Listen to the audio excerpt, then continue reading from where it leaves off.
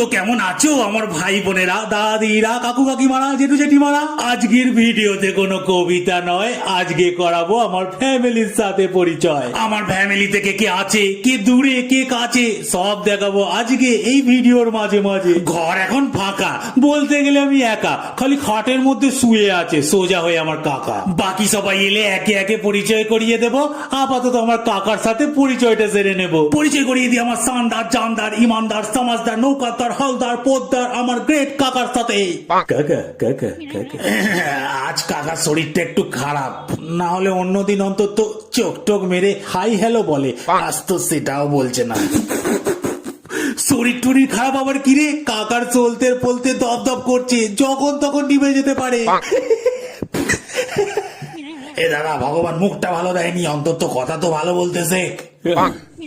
এই বলো, মুখটা তো এইরকমই। আরে মা শান্ত হও, তুমি